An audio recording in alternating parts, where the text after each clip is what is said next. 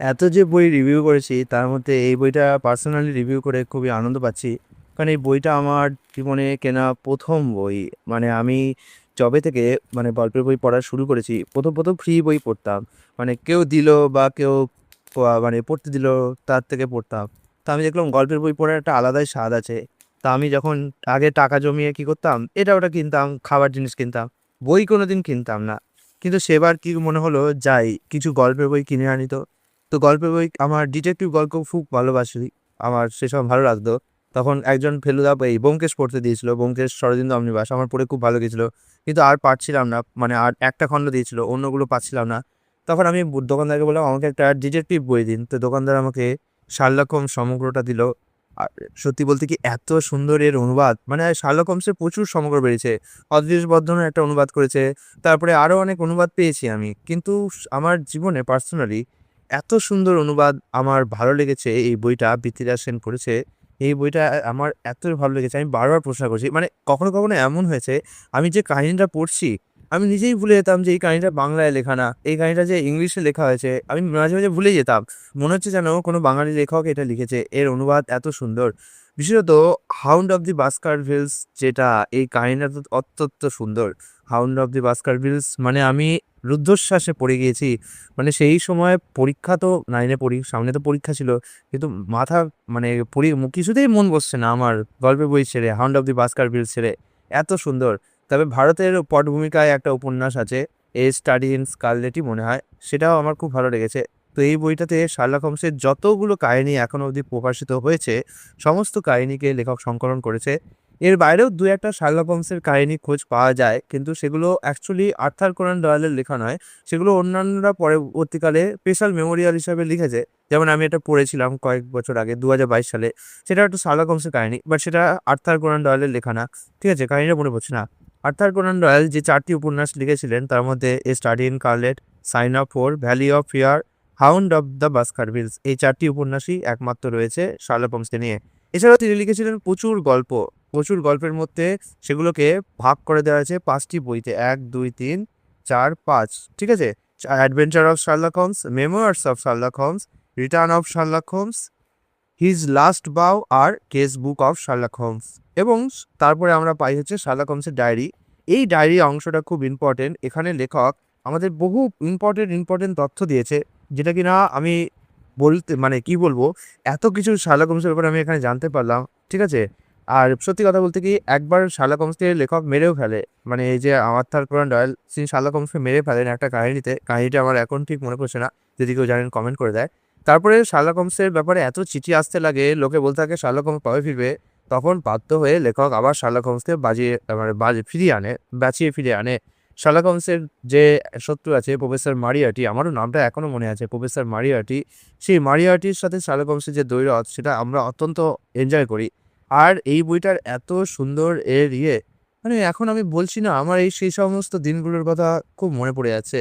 এবং মাঝে মনে হয় যে এইগুলো আবার যদি খুলে পড়ি, আবার যদি সেই দিনগুলো ফিরে যেতে পারি, খুব ভালো লাগবে। তার থেকে বড় কথা হচ্ছে, এই যেহেতু এর বইটা আমার ১ম কেনা বই, তাই এটা একটা আলাদা বিশেষত্ব আছে। জীবনে অনেক বই কিনেছি, এখনো অনেক বই কিনতে পারি। কিন্তু ওই যে বলে না, টাকা জমিয়ে যখন কেউ একটা জিনিস কেনে না, সেটার যে আনন্দ, তার সাথে না অন্য কিছুর তুলনা হয় না। এই বইটা আমি আমার জীবনে ১ম টাকা জমিয়ে একটা বই কিনছি। এই যে একটা অনুভূতি যে এটা আমার, এতদিন তো কেউ না কেউ আমাকে টাকা দিয়েছে, কেউ না কেউ আমাকে কিছু গিফট করেছে। ঠিক আছে? কিন্তু এই যে এই ১ম একটা অনুভূতি আসছে যে এই বইটা আমার, এই বইটার মালিক আমি। কারণ খাবার-দাবার নষ্ট হয়ে যায়, থাকে না। ঠিক আছে? জামাকাপড়ও পরার পর নষ্ট হয়ে যায়। কিন্তু পার্সোনালি একটা বই, সেটা কিন্তু আমি বলতে পারি এটা আমার কালেকশন, এটা আমার সংগ্রহ। এই অনুভূতিটা সত্যি কথা বলতে কি, যারা বই পড়ে, যারা বই কালেক্ট করে, তারা আলাদা করে বোঝাতে পারবে না। যখন কালেক্ট করতে একগাদা বই হয়ে যায় না, প্রচুর বই হয়ে যায় না, তখন না নিজের বইটাকে সাজাতে খুব ভাল লাগে। গর্ব খুলে ওঠে। অনেকে আছে বই অবশ্যই এরকম রাখে, বাট আমি সেভাবে রাখতে পারি না। আমি খুব যত্ন করে খুব সুন্দরভাবে প্লাস্টিকের মলাট দিয়ে একদম থাকের মধ্যে সাজিয়ে রাখি। যেন বইটা একটা সৌন্দর্য বৃদ্ধি করে। আমার এত ভালো লেগেছিল এই বইটা কিনে। আমি পার্সোনালি, আমাদের বাড়িতে এর আগে কোনো তাক ছিল না। মানে দেয়ালে র‍্যাক করা ছিল, কিন্তু কোনো তাক সিস্টেম ছিল না। আমি পার্সোনালি এই বইগুলো রাখার জন্যে এর সাথে আমি আরেক কয়েকটা বই কিনেছিলাম। বাট বইগুলো রাখার জন্য পার্সোনালি কাঠ নিজে করাত দিয়ে কেটে তাক বানিয়েছিলাম। অর্থাৎ এতটা স্মৃতি জড়িত আছে। ২০১৩ সালের আমি মার্চের দিকে এটা কিনেছিলাম বইটা এবং এপ্রিল মাসে আমি আমার লাইব্রেরি যাত্রা শুরু করি এবং আমি আমার লাইব্রেরির নাম দিয়েছিলাম দেব লাইব্রেরি আমার নাম অনুসারে এবং ২০১৩ সালের আমার এখনো মনে আছে দিনটা এপ্রিল মাসে আমি যাত্রা শুরু করি। ১৫ই এপ্রিল সেই দিনটা ছিল। এবং মাত্র ৪-৫ টা বই নিয়ে সেই লাইব্রেরি যাত্রা হয়েছিল এবং আজকে অনেক বই হয়ে গিয়েছে। মানে এত বই হয়ে গেছে সেই লাইব্রেরি তো ভরে গিয়েছে। এখন অন্য জায়গায় রাখতে হচ্ছে। তো 'return of Sherlock Holmes', 'memoirs of Sherlock Holmes' এই নামগুলো এখনো যখন শুনি না আমার মানে সেই সমস্ত সুন্দর, সুন্দর স্মৃতির কথা মনে পড়ে যায়। আমি বলব যদি আপনারা সত্যিই আপনাদের সংগ্রহে শার্লক হোমস রাখার একটা চেষ্টা করছেন, তাহলে কামিনী প্রকাশনের এই শার্লক হোমসটা কিনুন। কারণ আমি নিজেই এই বইটা পড়েছি। পড়ে এত আনন্দ পেয়েছি, এত ভালো লেগেছে। আমি সত্যিই এটাকে রেকমেন্ড করি। হ্যাঁ, হতে পারে ক্ষেত্র বিশেষে কারোর অন্য সংস্করণ ভালো লাগছে, কারোর অদৃশ বর্ধনের যে অনুবাদ সেটা ভালো লাগতে পারে। বাট আনন্দের অদৃশ বর্ধনের অনুবাদটা একটু দামি আছে ১ম কথা। আর ২য় কথা হচ্ছে কি আমি সেটা পড়িনি। তাই আমি সেটা বলতে পারব না কেমন লেগেছে। আমি ২-১ লাইন করার চেষ্টা করেছি। ওটা ভালো। কিন্তু ওই যে কানেকশনটা ফিল হয় না সেটা এই বইটার সাথে আমার হয়েছে। ওই যে পড়িয়ে এসে পড়ে এসে টিউশন থেকে ফিরে এসে বই পড়ার একটা তাগিদা কিংবা বই পড়তে, পড়তে মা তাড়া দিচ্ছে, "টিউশন যা, টিউশন যা।" এই যে কাহিনীটা বন্ধ করে যাচ্ছি কিন্তু টিউশনে কিছু মন বসছে না। খালি বারবার মনে হচ্ছে যে কখন হবে, কখন হবে, কখন বাড়ি ফিরবো, কখন গল্পটা পড়বো। এই যে একটা তাগিদা, এই যে একটা চাহিদা, এই যে একটা মনের মধ্যে আকুতি-বিকুতি, এটা কিন্তু আমি এই বইটাতে টের পেয়েছি। অন্যান্য বইগুলো আমি পরের বার পড়ার চেষ্টা করেছি কিন্তু আমার ভালো লাগেনি। হতে পারে এছাড়াও আরো অনেকে অনুবাদ করেছে শার্লক হোমস, তাদের কেমন অনুবাদ আমি বলতে পারব না। তারা হয়তো অন্য কোনো অনুবাদের সাথে সাদৃশ্য মিলাতে পারে। বাট আমার কাছে শার্লক হোমসের কামিনী প্রকাশনের থেকে প্রকাশিত এই সংকলনটি, এই সংস্করণটি অত্যন্ত উপাদেয় মনে হয়েছে। তাই জন্য আমি এটাকে আপনাদের সাথে শেয়ার না করে থাকতে পারছি না। এরপরে শার্লক হোমসের যে এই অংশটা যেটা শার্লক হোমসের ডায়েরি, এখানে লেখক মানে মূলত বলছি আপনাদের এর সাথে শার্লক হোমসের যে অনেক খুঁটিনাটি বিষয়গুলো আছে, কিভাবে শার্লক হোমসকে আমরা খুঁজে পেয়েছি, সেগুলো কিন্তু শার্লক হোমসের ডায়েরিতে আমরা এখানে পাই। এইটা আমি বলব গোয়েন্দা সাহিত্যের বাইবেল। আপনি জানেন যে গোয়েন্দা সাহিত্যে শার্লক হোমসের নাম যায় না এমন নেই। বিশেষত ফেলুদা ব্যোমকেশ পরে আসলেও এই যে খুঁটিনাটি বিশ্লেষণ করা, বিশ্লেষণ করে একটা সিদ্ধান্তে পৌঁছানো, এই ক্ষমতা কিন্তু শার্লক হোমসের রয়েছে। আর এত সুন্দরভাবে শার্লক হোমস বোঝাতেন যে আমি মাঝে, মাঝে অবাক হয়ে যাচ্ছি যে এই জিনিসটা তো আমিও দেখেছি বা আমিও পড়েছি। কিন্তু আমি এই জিনিসটাকে একবারও খেয়াল করিনি, শার্লক হোমস করল। আর আপনারা জানেন হোমস মানেই তো তার ধারালো বুদ্ধি আর অনুবীক্ষণ যন্ত্রের মতো তীক্ষ্ণ পর্যবেক্ষণ ক্ষমতা। তাই ডিটেকটিভ রিজনিং এই যে ডিটেকটিভ রিজনিং বলতে বোঝায় যে কোনো কিছু দেখার পরে পর্যবেক্ষণের মাধ্যমে একটা সিদ্ধান্তে পৌঁছা। এই যে ডিটেকটিভ রিজনিং এটা আমরা ১ম পাই হোমসের দ্বারা। শার্লক হোমসের কাহিনীগুলো পড়ার সময় অবশ্যই পাঠক হিসাবে আপনি কেবল একজন দর্শক নন, বরং তার প্রতিটি পদক্ষেপেই আপনি সঙ্গী হয়ে উঠবেন। ডক্টর ওয়াটসনের জবানিতে অবশ্যই এই কাহিনীগুলোকে লেখা হয়েছে এবং সবথেকে বড় শক্তি এই কাহিনীগুলো সেটা হচ্ছে বায়ুমণ্ডল। ভিক্টোরিয়ান লন্ডনের কুয়াশাচ্ছন্ন রাস্তা পাবেন, বেকার স্ট্রিটের ২০০-১২০ সেই ফায়ারপ্লেস পাবেন। আর হোমসের হাতে ধরা সেই পাইপ সব মিলে এক সুন্দর রহস্যময় মায়াবী পরিবেশ পাবেন। অবশ্যই হোমসের একটা বিশেষত্ব আছে, সেটা হচ্ছে তিনি এমন সব সূত্র দেখতে পান যা আমাদের চোখের সামনেই থাকে অথচ আমরা এড়িয়ে যাই। প্রতিটি গল্পের মধ্যে আপনারা পাবেন একটা জটিল ধারার মতো যা শেষ পর্যন্ত বিজ্ঞানের যুক্তিতে হোমস আপনাদের সমাধান করে দেবে। ওয়াটসন ছাড়া হোমস যেন অসম্পূর্ণ মনে হবে। ওয়াটসন হলেন সেই মানবিক সংযোগ যা হোমসের মতো একজন অতি বুদ্ধিমান ও আবেগহীন মানুষকেও পাঠকদের কাছে গ্রহণযোগ্য করে তুলেছে। এছাড়াও এই কাহিনীর কিছু সীমাবদ্ধতা থাকতে পারে, হয়তো অনুবাদের ক্ষেত্রে মনে হতে পারে।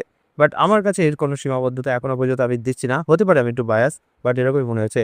১৮২৭ সালে প্রথম স্টাডি ইন স্কারলেট এটা উপন্যাসের আকারে হোমসের আত্মপ্রকাশ হয়। ডায়ালের শিক্ষক ছিলেন ডক্টর জোসেফ বেল এবং এই চরিত্রে আসল অভিপ্রেরণা তিনিই ছিলেন। অর্থাৎ কোনান ডয়েল ডক্টর জোসেফ বেলকে দেখেই এই যে ডাক্তার জোসেফ বেল বলে একটা ডাক্তার, তিনি খুব পর্যবেক্ষণ করতেন। তিনি সব ছোট, ছোট রোগ খুব সহজে বের করে ফেলতে পারতেন পর্যবেক্ষণের মাধ্যমে। তো তাকে দেখে কোনান ডয়েল এটাকে শার্লক হোমসকে তৈরি করেছিলেন। ডয়েল একসময় হোমসের উপর এতটাই বিরক্ত হয়ে গিয়েছিলেন যে দ্য ফাইনাল প্রবলেম বলে একটা গল্প আছে, সেই গল্পে রাইকেনবাল জলপ্রপাত থেকে তাকে ফেলে মেরে ফেলেছিলেন। ভাবছেন লেখক মেরে ফেলছে তার চরিত্রকে, কিন্তু পাঠকরা প্রচণ্ড চাপ দিতে থাকে। ফলে ৮ বছর পর আবার তাকে ফিরিয়ে আনতে বাধ্য হন।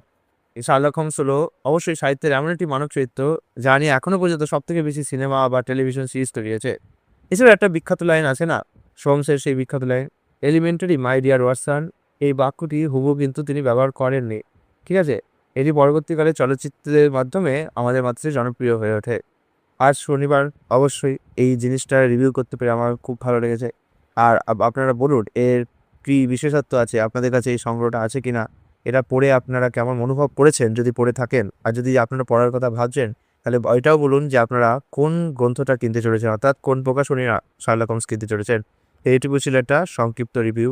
বইটা তখনকার দিনে অনেক কম দাম ছিল। দামটা এবার লাস্টে বলছি, ৳১৭০। এই এত মোটা বই তখনকার দিনে ২০১৩ সালে ৳১৭০ ছিল। এখন ৳১৭০ পাওয়া যাবে না। অবশ্যই আমি এর পৃষ্ঠা কোয়ালিটি এসব নিয়ে বলব না। কারণ কামিনী প্রকাশনের টার্গেট থাকে যে খুব সুলভ মূল্যে মানুষের কাছে বই পৌঁছে দেওয়া। পৃষ্ঠার কোয়ালিটি অবশ্যই একটু খারাপ হবে এবং এর বাঁধাই কোয়ালিটিও অবশ্যই একটু মানে ডিসেন্ট না, অতটা না। আমাকে এটা আঠা দিয়ে লাগাতে হয়েছে পরবর্তীকালে। এই যেটা আমি আঠা দিয়ে লাগিয়েছিলাম, এটা খুলে গেছিল। বাট তবুও কিছুটা কেটে গেলে কিছু ছাড়তে হয়। আপনি যদি একটা ভালো বাঁধাই কোয়ালিটি খুঁজছেন তাহলে আনন্দ পাবলিশার্সে যান। বাট সেখানে অনুবাদটা কেমন হবে সেটা নিয়ে আমি একটু এখনো কিছু বলতে পারছি না, মন্তব্য করতে পারছি না। কিন্তু আপনি যদি খুব ভালো অনুবাদ পড়তে চান, তাহলে আমি বলব কামিনীর এটাকে একবার ট্রাই করতে পারেন। তো এই ছিল একটা সংক্ষিপ্ত ভিডিও।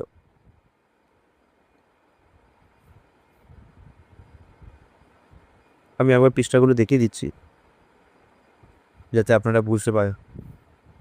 আমি কিছুটা আপনারা চাইলে এখানে কিছুটা পজ করে নিতে পারেন, যাতে আপনারা অনুবাদটা একটুখানি পড়ে নিতে পারেন। ওকে? অনুবাদটা একটু পড়ে নিতে পারেন। তাহলে আপনাদের একটুখানি ধারণা হবে যে কেমন এর অনুবাদ রয়েছে। আমি আর এইটা টেনে, টেনে পড়লাম না, কারণ অনেক বড়। আপনারা চাইলে কিছুটা পজ করে এর অনুবাদটা করতে পারেন। বেশিটা দেবো না, অল্প একটু দেবো। কারণ বাকিটা আপনাদের পড়তে হবে নিজে, নিজে। এই অনুবাদটা শুধু বোঝার জন্যে আমি আপনাদেরকে এই পজ করে দেখাচ্ছি। তাই প্লিজ অনুবাদটা পড়ুন। ওকে? ব্যাস এটুকু ছিলাম। কেমন লাগলো অবশ্যই রিভিউ, সরি কী বলছি? কেমন লাগলো অবশ্যই কমেন্ট করলে আমি খুব খুশি হব।